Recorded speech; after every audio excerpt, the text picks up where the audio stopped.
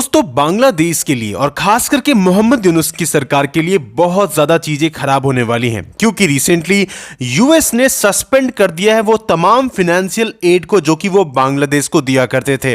अब इससे पूरे बांग्लादेश में एक तरीके से पैनिक का माहौल है और आज के वक्त में मोहम्मद यूनुस घबराए हुए हैं कि अगर जो डॉलर्स उनको फ्री में मिलते थे अगर वो नहीं मिलेंगे तो कहीं बांग्लादेश किसी बड़े क्राइसिस में ना फंस जाए। और देखो ये देखना काफी इंटरेस्टिंग होगा यहाँ पर कि ये जो सस्पेंशन है ये परमानेंट नेचर का है या फिर टेम्पररी नेचर का है, क्योंकि यहाँ पर ऑफिशियली एक पेपर रिलीज किया गया है खास करके with respect to US aid to Bangladesh. अब देखो ये सारी चीजों को हम समझते हैं इस लेक्चर में, but before starting this lecture I welcome you to Sriram's IAS, serving the nation since 1985. अब ऑफलाइन हो या online, we are the lifeline. दोस्तों एक कहावत है ना कि आप जैसा कर्म करोगे वैसा फल आपको मिलेगा। कुछ ऐसा ही बांग्लादेश के साथ भी है। जिस तरीके से बांग्लादेश भारत के खिलाफ जाकर कंटिन्यूअसली अपने स्टैंसेस को रख रहा था, जिस तरीके से वो भारत के खिलाफ बयानबाजी कर रहे थे, इसका नतीजा अब उन्हें समझ में आएगा क्योंकि यूएस की तरफ से उन्हें लगा है एक बहुत बड़ा झटका। जैसा कि आप देख सकते हो, US add halted funding to Bangladesh after Trump imposes 90-day hold on all foreign aids। तो यहाँ पर जितनी भी फॉरेन एड्स थे उस पर 90 दिन का फिलहाल के लिए यहाँ पर होल्ड लगाया गया था। अब जिसमें से बांग्लादेश भी है। जाहिर सी बात है यूएस एड एक ऐसा इंस्टीट्यूशन है जो कि all around the world US की तरफ से एड्स प्रोवाइड करता है।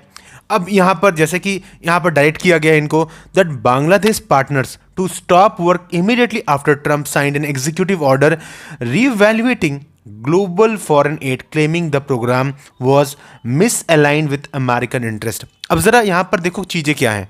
देखो ट्रम्प ना यूएस एड को बहुत हद तक क्रिटिसाइज करते आए थे अब तक, और इसका रीजन था उनका कहना है कि देखो यहाँ पर डेमोक्रेट्स के हिसाब से चीजें चलती आई थी और अभी भी यहाँ पर सब वो ऑफिशियल्स मतलब है इसमें जो कि डेमोक्रेट्स के हिसाब से काम करते थे। और जाहिर सी बात है बांग्लादेश को किस तरीके से सपोर्ट मिला है कंटिन्यूअसली, खास करके मोहम्मद यूनुस को जो बाइडेन और डेमोक्रेट से ये ट्रंप भी भली भांति जानते हैं, और इसलिए यहां पर इनका कहना है कि यहां पर बांग्लादेश को होल्ड किया जाए, उसके फाइनेंशियल एड को होल्ड किया जाए। Now according to US aid its program in Bangladesh is the largest in Asia. अब ये जो पॉइंट है ना ये आपके प्रीलिम्स में पूछा जा सकता है, राइट। अब जैसे कि देख सकते हो कुछ इंपॉर्टेंट की एस्पेक्ट्स है इसके, जैसे कि global food security, health initiative, इसके साथ critical democracy, governance, education and environmental projects में यहाँ पर बहुत इंपॉर्टेंट रोल प्ले करता था यूएस एड एज सच। इसके साथ आप ये कह सकते हो कि largest donor to Bangladesh humanitarian assistance, खास करके with respect to Rohingya refugee crisis. जाहिर सी बात है अगर ये रुक जाता है तो बांग्लादेश इन सारी चीजों को कैसे डील करेगा, it is a big question, right. क्योंकि यहां पर ऑलरेडी बांग्लादेश काफी ज्यादा प्रॉब्लम फेस कर रहा है with respect to Rohingya crisis आज के वक्त में। एंड इसके साथ देखो हम देख रहे हैं कि जिस तरीके से कंटिन्यूअसली पॉलिटिकल इंस्टेबिलिटी बांग्लादेश में बना हुआ है, और उन सारी चीज़ों को उसके बीच में उनकी जो टेक्सटाइल इंडस्ट्री जो मानी जाती है उनकी इकोनॉमी की बैकबोन है, अगर वो डिस्टर्ब हो जाती है तो डेफिनेटली यहाँ पर बांग्लादेश के लिए कह सकते हो सर्वाइवल का जो प्रोबेबिलिटी है वो भी बहुत कम जाएगा, राइट, क्योंकि उनकी इकोनॉमी बहुत बुरी तरीके से सफ़र करेगी।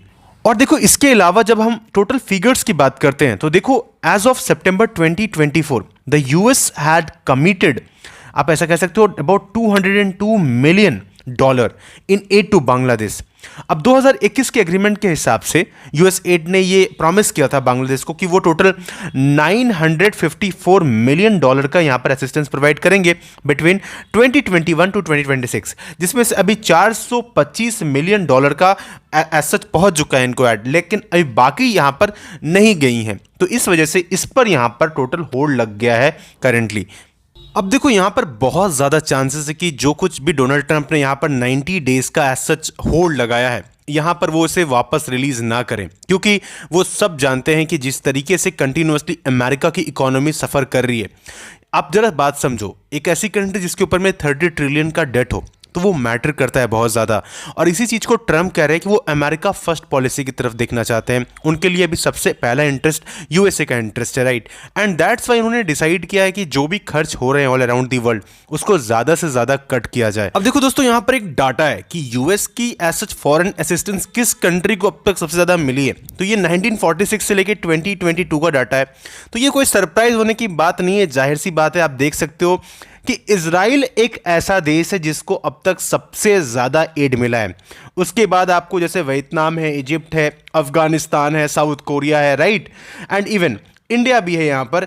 और करंट सिनेरियो में इवन यहाँ पर बांग्लादेश भी आपको दिखेगा, जो करंट सिनेरियो में सबसे ज़्यादा आपका एशिया में कह सकते हो उन्हें एड मिल रहा है सच। और देखो, इस पूरे सिचुएशन में बांग्लादेश के लिए एक ही चीज़ कहना है यहाँ पर कि देखो, बांग्लादेश ना इधर का रहा है ना उधर का रहा है, क्योंकि अब वो इंडिया से भी असिस्टेंस यहाँ पर नहीं मांग सकते हैं, क्योंकि जिस तरह का रिलेशन उन्होंने खुद खराब किया है यहाँ पर। ऐसा नहीं है कि यहाँ पर इंडिया की तरफ से कुछ ऐसा हुआ है, ये बांग्लादेश ने अपने पैर पर खुद कुल्हाड़ी मारी है। इसका क्लासिक एग्जाम्पल हमें रिसेंट टाइम में देखने को मिला है। क्योंकि आप जरा समझो, ऑलरेडी इंडिया के साथ में काफ़ी ज़्यादा फ्रेंडली एंड कॉर्डियल रिलेशन था, और जो कुछ भी बांग्लादेश ने अभी किया है, जैसे कि फॉर एग्जांपल आईएसआई चीफ को बुलाना फॉर एग्जांपल, तो ये क्या दर्शाता है कि आपने ऑलरेडी एक अच्छा भला रिलेशन को खराब कर दिया है यहाँ पर। वैसे दोस्तों, आपका क्या मानना है? क्या भारत को यहाँ पर सपोर्ट देना चाहिए इन फ्यूचर बांग्लादेश को? Do let me know in the comment section, and I hope you understood this lecture, and at last may God bless you all.